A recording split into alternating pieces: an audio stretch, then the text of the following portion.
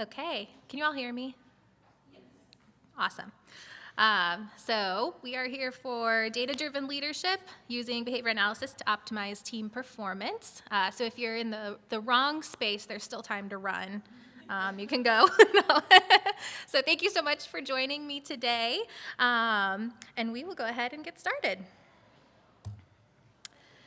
So I'll start with a little bit about me. First and foremost, I am a mom. I guess my husband did not make the cut on here, but we have been married for 10 years and have two beautiful boys. So in my free time, I have the honor and pleasure of raising them to be just the kindest humans and little men. I'm originally from Central Illinois, East Peoria, and relocated to St. Louis, Missouri in 2017. And I became a BCBA in 2016, primarily working within early intervention and clinic-based settings. And I've always enjoyed being a part of a collaborative team and really working alongside families to help their child achieve whatever their goals might be for them and their family. Most recently, I have held roles as the site director, regional director, and now the program director of the autism clinics, overseeing multiple clinics at a time. And these leadership roles really sparked an interest for me in organizational behavior management and how behavior analysis can be applied to ensure operational excellence of a program or a small region of clinics. So our objectives today will be to gain a clear understanding of the importance of utilizing data to positively influence team performance and outcomes, learning to set clear and measurable goals that align with organizational objectives, and learn practical strategies for collecting, analyzing, and utilizing data to foster a culture of continuous improvement. So let's dive into decision-making and the importance of data in leadership. So when I think about why data is important in decision-making, it often comes back to a couple of things: consistency and efficiency. It's important as a leader to be consistent in how decisions are being made, as well as what decision and what outcome comes of it. And it's equally as important to be efficient in identifying a problem and finding a resolution to that problem. Utilizing data as part of the process can help to identify problems early on and ensure decisions are made in the same way each time, and getting us that consistency. This also contributes to a more positive culture within your organization, as each person who is involved in the decision-making process or affected by it understands what data is reviewed and how their work may impact that going forward. So when we make decisions that are data-driven, this helps us to be more effective leaders.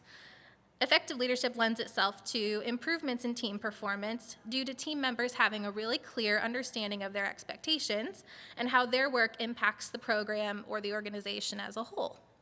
When our team is performing at their best, we see better patient outcomes, could be increased response to treatment, higher satisfaction, greater patient buy-in, and when those two things are occurring, we see overall operational success.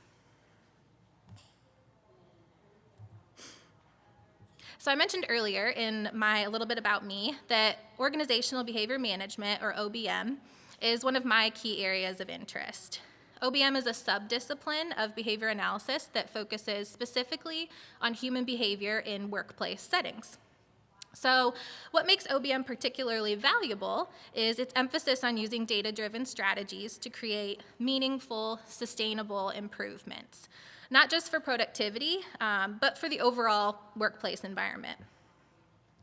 One of the ways OBM is applied is through the implementation of a change initiatives or in-system improvements. For example, in a clinical setting, that might mean identifying areas where clinical team is bogged down by paperwork or redundant tasks.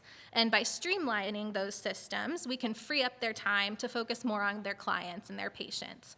Essentially, we're helping highly skilled professionals use their time in the most effective way possible. Another key component is the ongoing measurement and tracking of your outcomes. This means we don't just make a change, cross our fingers, and hope it works. We actually monitor how it's going, gather feedback, and we adjust the plan as needed. And getting buy-in from the team is really crucial at this stage, because when staff feel involved in the process, they're more likely to support and sustain those changes as well. And last, OBM includes just a broader organizational analysis to assess the impact of these changes. So if you think of whatever your change initiative is as an investment in your team, then this is where you evaluate your return on that investment. Are we seeing improvements in client outcomes? Are employees more satisfied and engaged? And are we reducing turnover or increasing staff's efficiency and getting their job done? So these are the kinds of questions that OBM really helps to answer, using data to guide that continuous improvement in a very practical, actionable way. Another area that I find fascinating, that's so nerdy, but that's okay, is how the principles of behavior analysis naturally align with really strong leadership practices. In fact, many strategies that effective leaders use, sometimes intuitively, are rooted in the science of behavior. So for example, first you have reinforcement, which is a core behavioral principle. As leaders, we often want to see specific behaviors increase, things like collaboration, accountability, or innovation. And reinforcement means that we're intentionally recognizing and rewarding those behaviors when we see them. It could be as simple as saying, "Great job," during a team meeting, or something more structured, like implementing an employee recognition program. The key is that reinforcement strengthens behavior. So when it's done consistently, we're more likely to see those positive behaviors repeated. Antecedent control is another important strategy. So this often involves setting the stage for success before the behavior even occurs. So in leadership terms, it means you're giving very clear and proactive information about expectations, making sure everyone knows what their role is, their responsibilities, and the standards that they're working toward. So when we take time to clarify these expectations, we reduce confusion, and we create an environment where people are more likely to succeed. So we're just setting our teams up for success from the get-go. And then we have behavior shaping. No one learns a new skill overnight. I wish I could. It would save me a lot of time. But when we coach, mentor, and provide regular feedback, we're actually shaping the behavior that we want to see. We're reinforcing small steps that gradually move someone closer to mastery of that new skill. This approach is especially useful when onboarding a new team member or introducing some kind of new process that the team is ready to implement. Motivating operations are also very crucial to our teams. These are the factors that affect just how valuable a reinforcer is to someone in any given moment. For leaders, that means we have to understand what truly motivates our team members. Some might thrive on public recognition, while others, that would be incredibly embarrassing and they would prefer private praise. Some also might like additional responsibilities or even tangible rewards. So by tailoring reinforcement to those individual preferences, we make it more effective. And finally, there's social validity. This is the idea that people are more likely to engage in and support goals that they find meaningful. In a leadership context, this really means involving your team in decision making. So you explain the why behind initiatives. So as my boss says, we explain the why behind the what, and connecting their daily work to the broader mission of the organization. So when team members can see just how their efforts contribute to that bigger picture, they're more motivated, more engaged, and more likely to stay committed to this initiative or to the organization as a whole.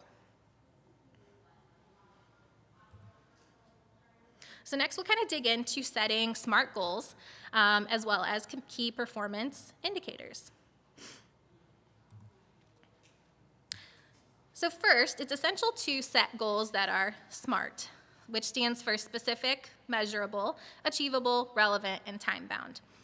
This framework not only brings clarity and direction to our goals, but also increases the likelihood of follow-through and success.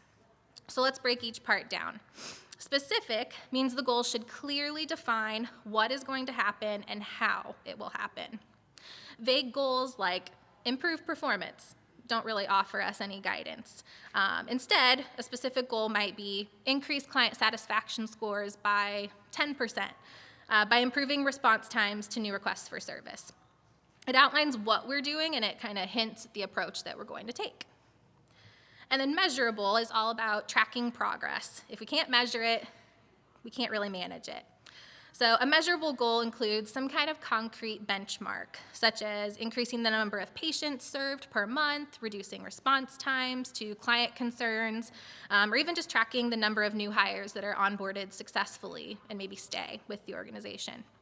So having a clear metric allows us to really assess the progress and make adjustments as needed. And we're not just going off of what we think is getting any better. And then achievable encourages us to be realistic. Ambitious goals are great. I've definitely myself set some really ambitious goals at times, but they do have to be grounded in the current reality of our resources and what we have. So you ask, do you have the right people?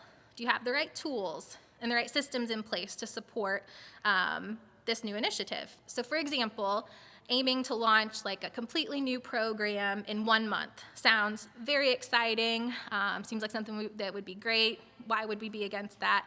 But if your team is already really stretched thin, that might not be feasible without getting some more support. And then relevant ties us back to the goal, back to the bigger picture. This is where alignment with your organization's mission or vision and values is critical. So a goal might seem impressive on paper, but if it doesn't support the core objectives of the organization or distracts from them, then it's not relevant and wouldn't make a great, smart goal. Every goal should have a clear why that really connects to the team's purpose and the organization's broader direction. And finally, time-bound. So goals have to have some kind of deadline. Without a timeline, even your best goals really just lose momentum. Setting a due date can be a week, a month, a quarter, a year, keeps everyone accountable and also helps the teams prioritize tasks, especially when you're working with a large number of people. Everybody having a date in mind helps to let them prioritize as well, since usually we have other things on our plates, not just this one goal. This also helps to create natural checkpoints and review our progress and celebrate our milestones as we go along. So when used correctly, those SMART goals act as a roadmap, and they not only help teams stay focused and aligned, but also foster a sense of ownership and accountability. So we're going to take a draft goal, and we're going to make it SMART. So this draft goal is improve team morale. So that is just very overarching, doesn't have a lot of specifics. We don't really know what we're going to do with that just yet. So we're going to make it SMART. So the SMART version of this goal would be to improve team morale by 20% over the next quarter, as measured by quarterly employee engagement surveys, by providing positive and constructive feedback in weekly team meetings, and implementing monthly team building exercises. So with that, let's go through our SMART pieces here. So specific, we're saying we're going to improve morale by 20%, and we have specific action steps. We have measurable, so we're going to track this using a regular survey. And we have achievable, so this makes the goal realistic. It's realistic given that time frame and what change we're expecting. We're not expecting to improve team morale 100% and have this great success in just 1 quarter. We're setting it at 20% to see some change over that given period of time. And then it's relevant. So this goal for this team, it aligns with the organization's values and the team's expectations. And lastly, of course, we have our time bound where it has a quarterly time frame. So that's how we've made this general improved team morale. We took it and we made it SMART for our team. So I do have a little activity if you could humor me, and we will do together. Let me pull this back up.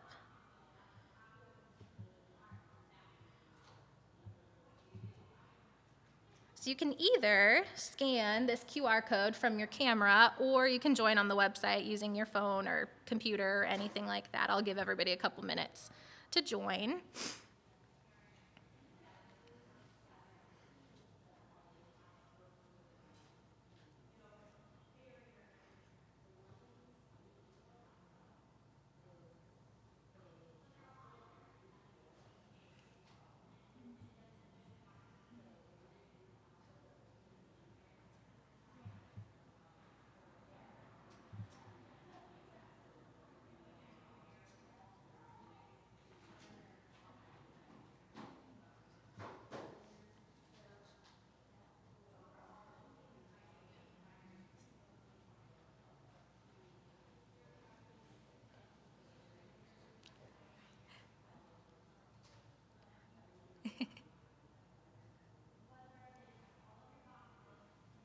we all in for the most part? Okay, great. So let's move in. So what we're going to do is we're going to take a goal of be healthier.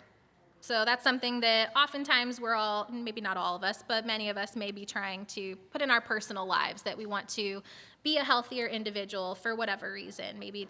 For me, it might be I want to be able to run around with my kids.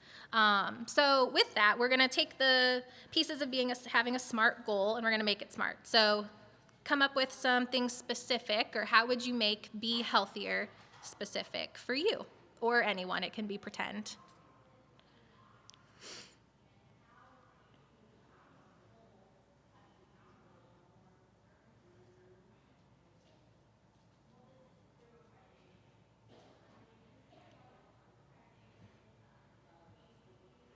Yeah, so we have maybe losing a set amount of weight if you're looking to lose a number of pounds. Eating cleaner foods, that's great. Yeah, engaging in physical exercise a few times a week. You put some specific ways you're going to do that. Exercising, increase your steps by 20%. Walk outside, weather permitting. Yeah, meditation. 10,000 steps a day. That's a great one.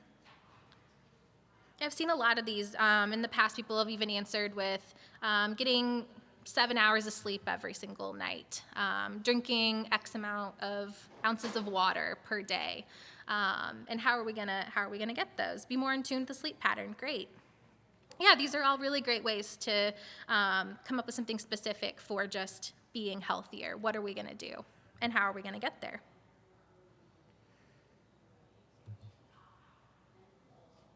So next, let's make it measurable. So how can we make be healthier something measurable?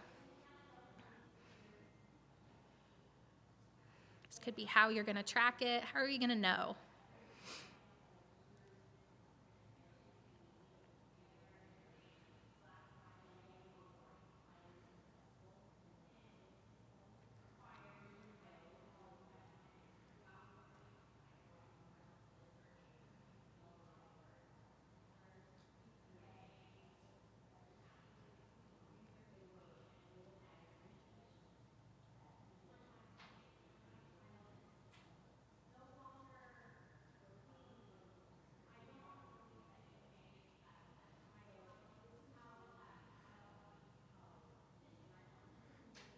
Great.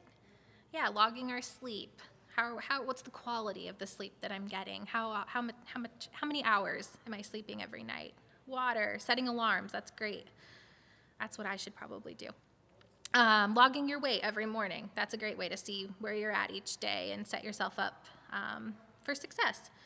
Journaling, also a great one. Using a smart device. I know I wear my Apple Watch every single day. It tracks whatever I'm doing, whether it's good or bad. Tracking steps, yeah. Keeping a calorie count. Yeah, these are all great ways to measure what your healthier goal might be for you.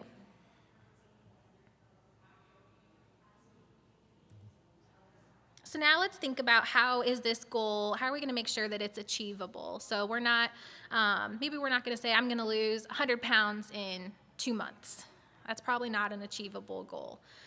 Or go from working out 0 days a week to 5 days a week in a month. That probably, maybe for some, for me, that would not be achievable. I would need to work my way up to that. So what are some ways that we would make this achievable?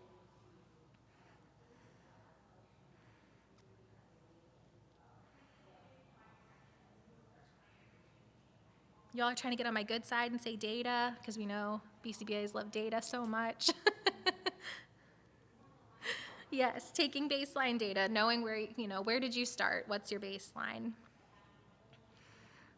Yeah, make it 5 out of 7. Instead of saying every day of the week I'm going to walk 10,000 steps, maybe I'll start with 5. Build up. Add one extra workout per week. That's my kind of achievable goal.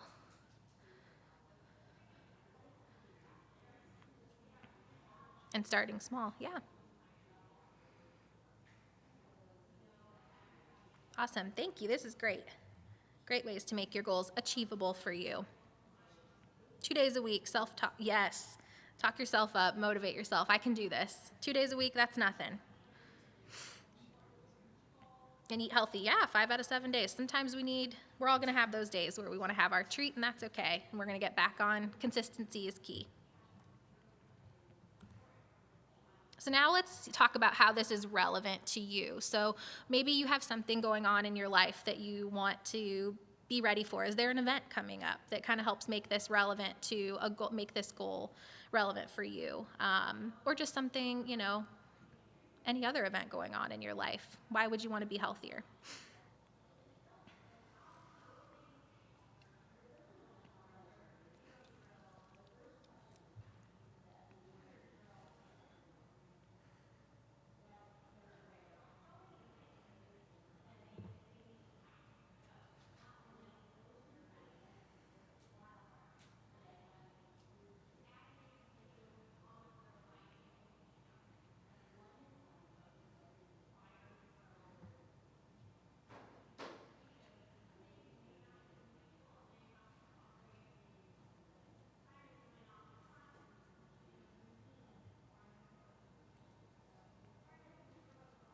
These are great so far. Yeah, specific health concerns might be occurring. I remember in a previous presentation, someone had talked about for a measurable thing, having their blood work checked and wanting to see certain numbers go up or down. I thought that was a great way to measure, and then it's a little less on you to have to do every single day, check your weight, check this. But is also another way to make it measurable. But great, yeah, wanting to be a good example for your kids. Those health factors, be confident for summertime. That's always seems to be, you got to have our summer bodies ready to go. Your internal drive, yeah, you just want to feel better. And be there for your kids as long as you possibly can. I know that was a big thing with my mom. She finally was like, I want to be there. I want to see you. This was years ago now, but I want to see you get married. I want to see you have kids. Those were her drivers to get healthier. Improve your mental health, absolutely. Oh my gosh, Miss Illinois pageant. Good luck to her. Very cool. Yes, these are all great ways. It's good to tie it to something that's really meaningful to you. That's what's going to keep you motivated and going forward with your goals. And last, let's come up with a time frame. Make it time bound for being healthier. What's our goal to get to this by, or to do a regular check-in?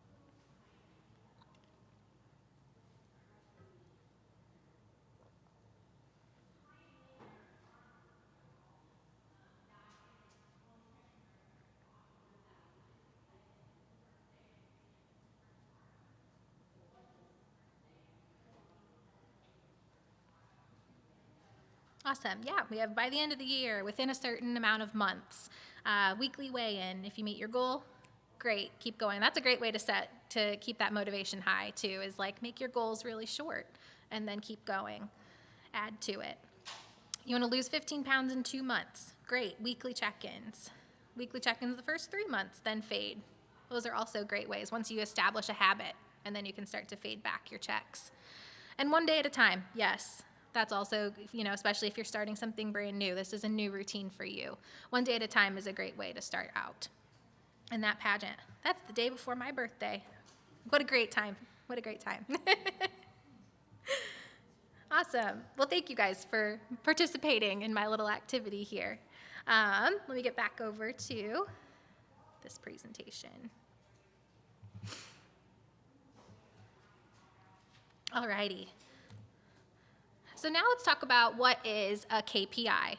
So a KPI stands for Key Performance Indicator, and this is a quantifiable measure of performance for a specified goal. So when I set a goal for the team or organization, it's not enough to set it from 1 year from now and then check at the end of the year, see if it happened. So to ensure success, there just have to be checks and balances along the way to indicate whether the team is heading in the right direction or if something is amiss and action is needed. So to choose the best KPIs, it's important to balance two things. They're called leading and lagging indicators. So your leading indicators are predictive. They tell us if we're heading in the right direction and setting ourselves up for success. So examples could be percentage of satisfaction surveys completed, number of patients on a caseload, and appointments scheduled and confirmed for the upcoming week. Then our lagging indicators tell us what happened in the past or the outcome. So that could be the actual scores on those patient satisfaction surveys. Provider efficiency or their overall billable time that occurred in the previous week or month. And therapy hours delivered, again, for a specified time frame. It's important to have both leading and lagging indicators as part of our goal tracking and decision-making process. So if I'm looking at a leading indicator of appointments scheduled, and I see that the goal was to serve 20 patients in a week, but only 15 are scheduled, I can intervene early, before the week even happens, and try to schedule more patients. Maybe I'm going to set 25 appointments, knowing that things are going to come up, cancellations are going to happen, so I can really set myself up for success and set myself up for that desired outcome. On the flip side, looking back at the therapy hours or appointments that actually occurred in the previous week may tell us that we have higher cancellations, and that helps us to pick what are my proactive strategies going to be.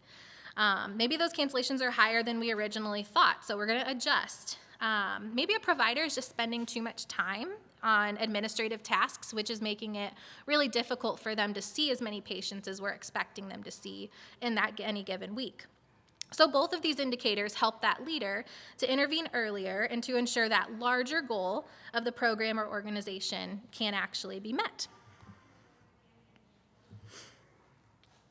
So let's talk through some examples of leading and lagging indicators for that many of us are familiar with, again, for that personal health goal that we were just talking about.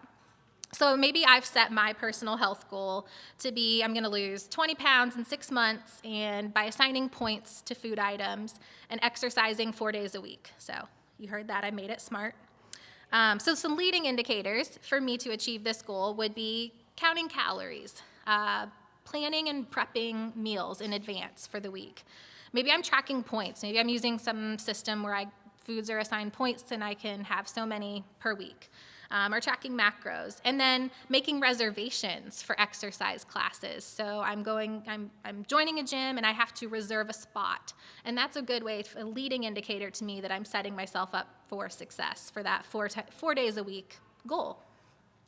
And then my lagging indicators for this goal would be the number of minutes of cardio completed or exercise class completed. Taking body measurements would be a lagging indicator. We're seeing if I'm heading toward the right direction of my goal. The fit of my clothes.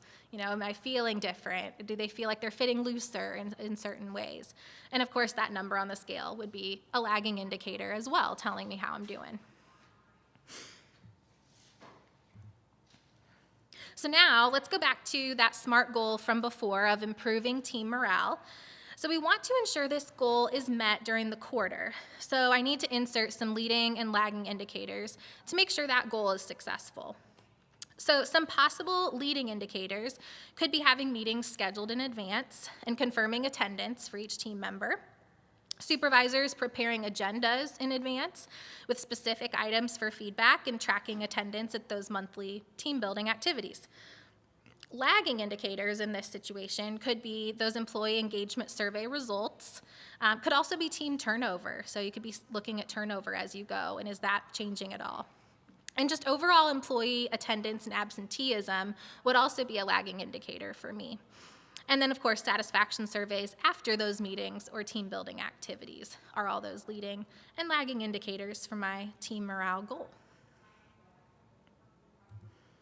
So next, data, or it didn't happen. So we talk about prioritizing our data. It's really easy to get caught up in all of these numbers and these beautiful graphs, but it's important to remember that data is just a tool. So it's supposed to help us do our jobs better and make decisions to lead our teams effectively. This is where prioritizing your data comes into play. So consider your team's current goals, align with the organization's values and mission. Consider your platform or what technology you're going to use, and also what you just have available without having to add extra things in, and what you reasonably have access to in the time that you have in your day or in your week to look at this data.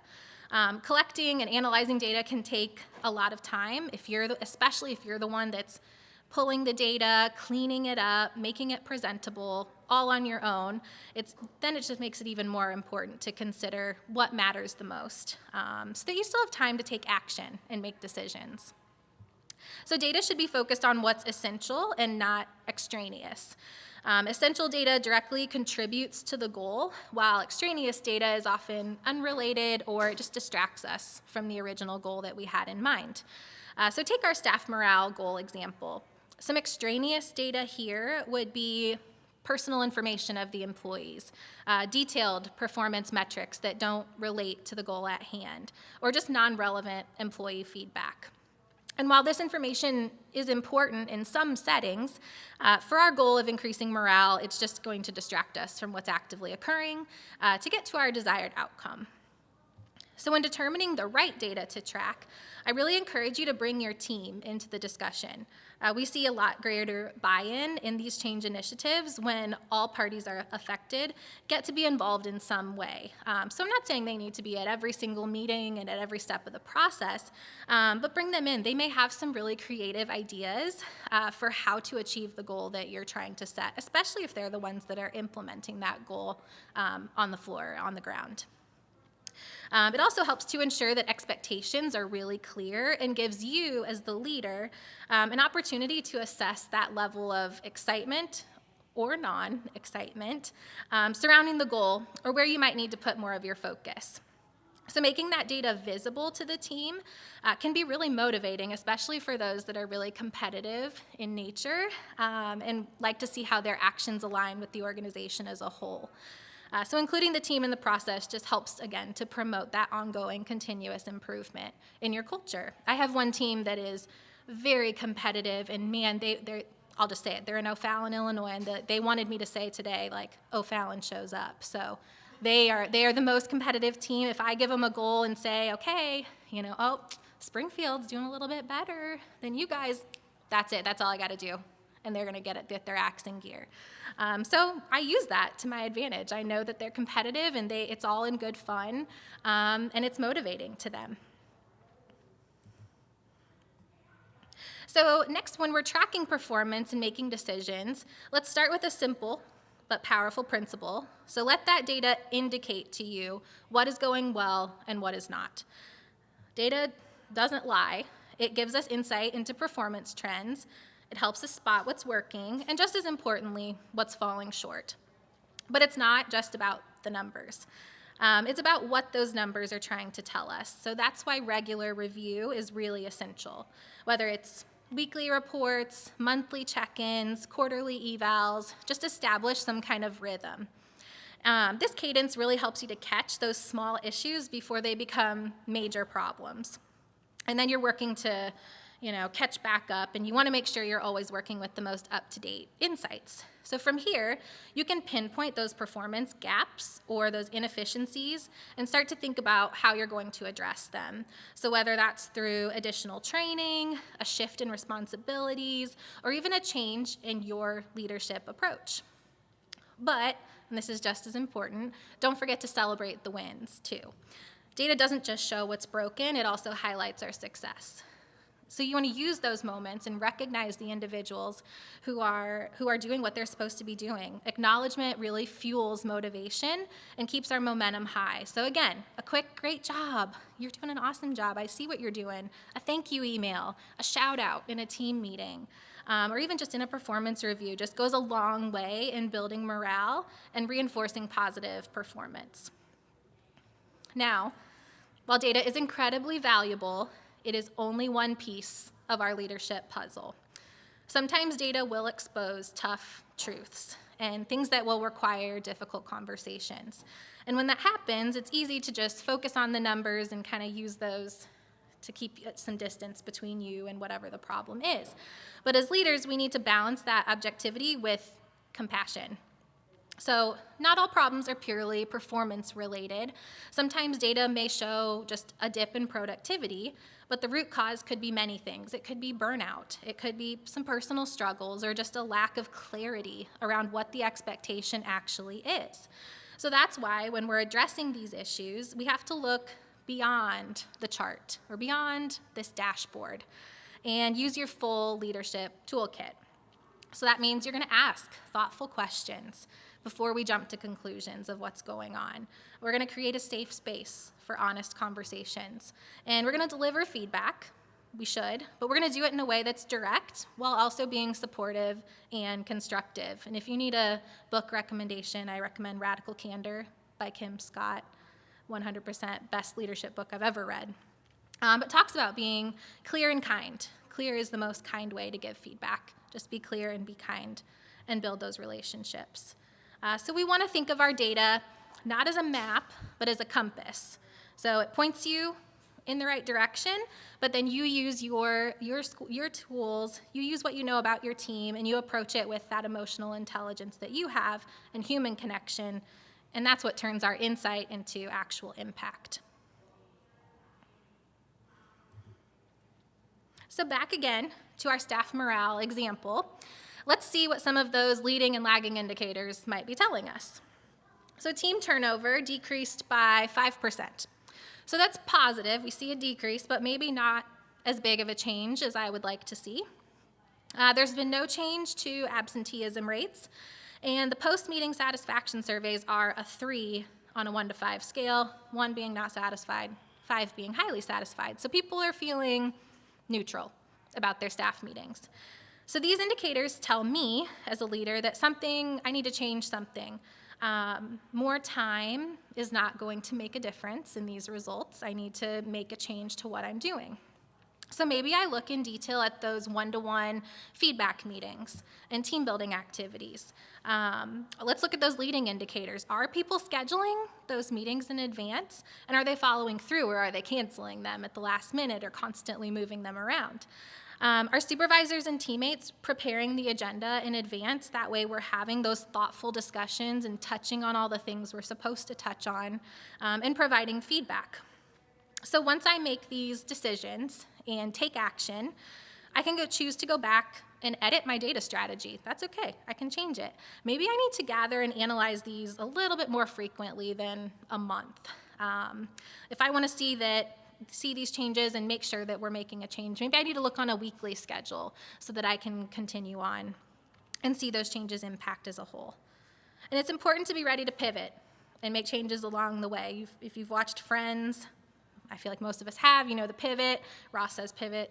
It's my favorite GIF to use. I probably use it multiple times a week. But we have to be ready to pivot. That first round of interventions to reaching our goal may not exactly be, and probably won't be exactly what we end up with in the end, but we learn and we change as we go.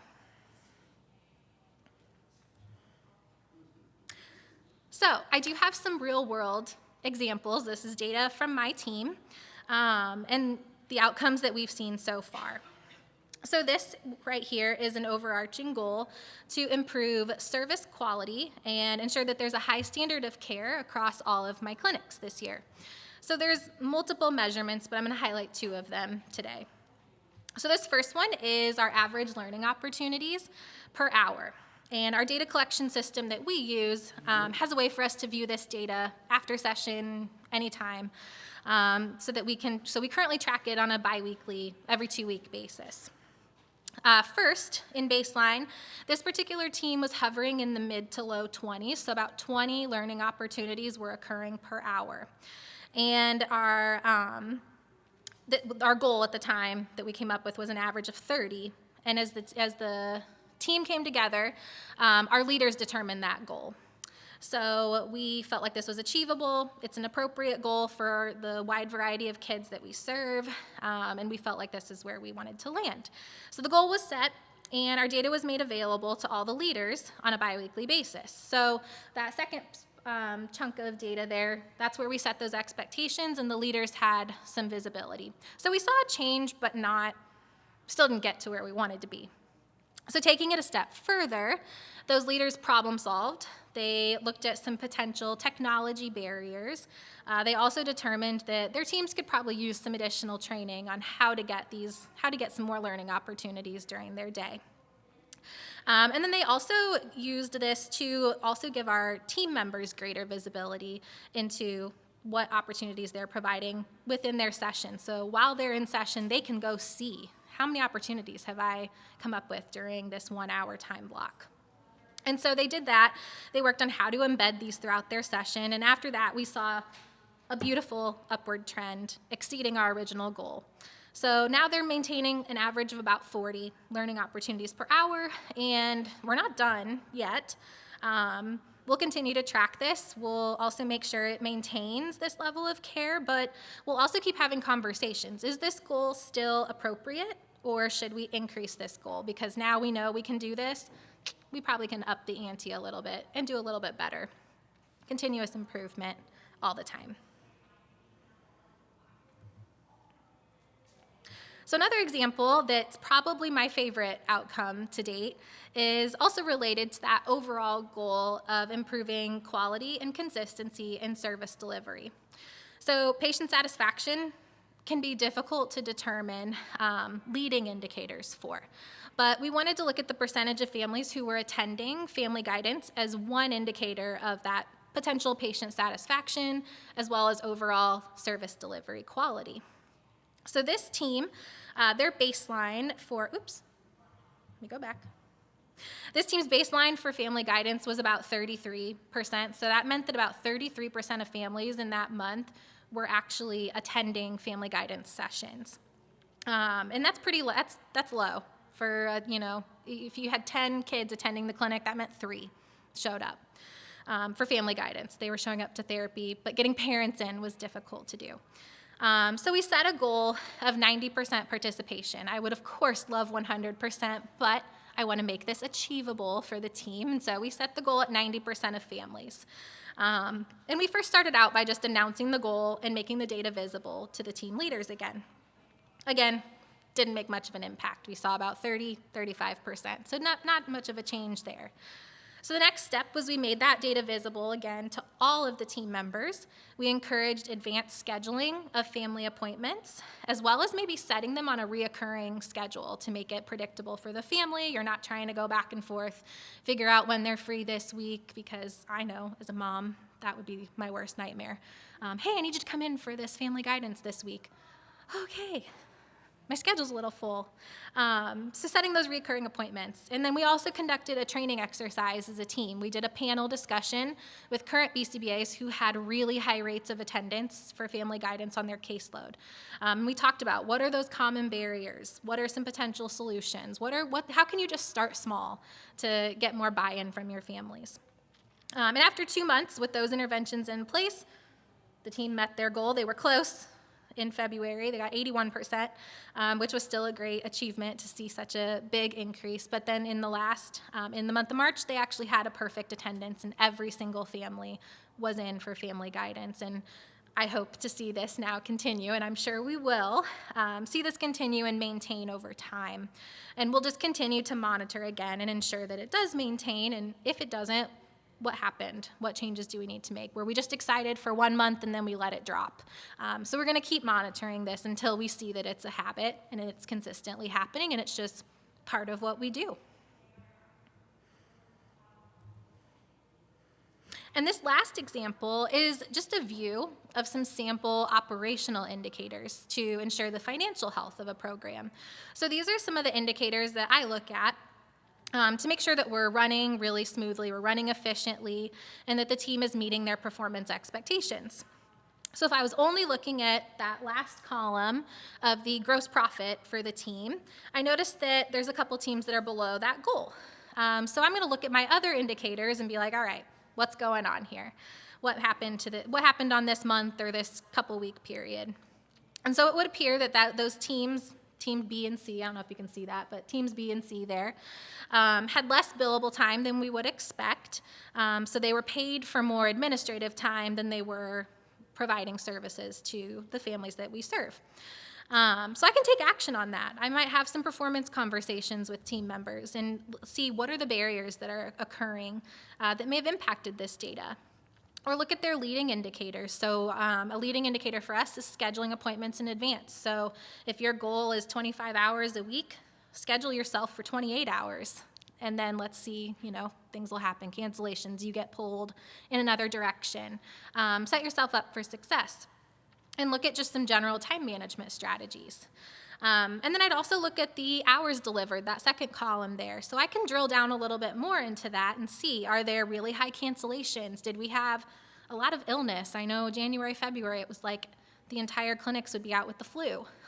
Or did we have weather that happened? We've had a lot of severe weather this season.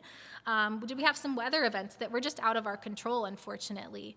And then what can I do? Can we offer some makeup hours somehow? Could we even just add an hour to the end of the day for a couple of weeks for some of these families so that kids can get the services that we're recommending? And just try to make those up, or, continue on, know that maybe next month when I do my budget, or next year when I do my budget, I know, January is a really hard month. We have a lot of illness. We have a lot of weather, just a lot of unpredictability. I'm going to plan for that next year. So it's great that I have this data to use to inform my decision making later on.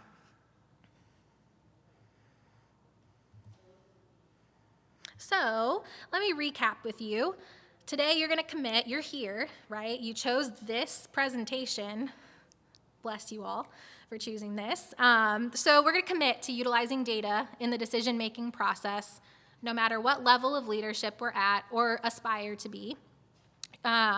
So behavior analysis principles can really help to guide our leadership actions, so as many of those basic principles align with our effective leadership strategies. So we're going to start small as a team.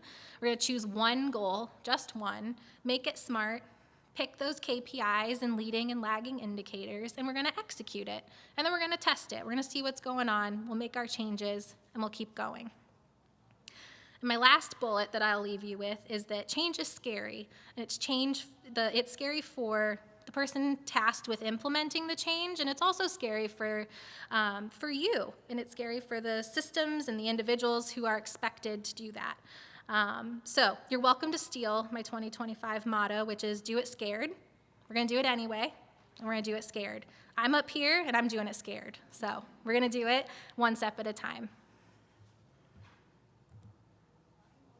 Okay, and I have a few minutes for questions if there are any questions. Yeah. Yes, Radical Candor by Kim Scott. Yep. She has multiple books. That one I would highly recommend. There's Spotify playlists with it. It's audio. It's great.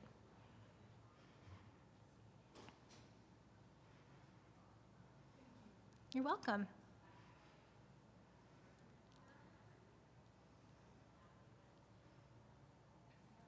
Okay. Well, thank you so much for being here. All right. Well, I hope you all enjoy lunch and the rest of the conference. Thank you.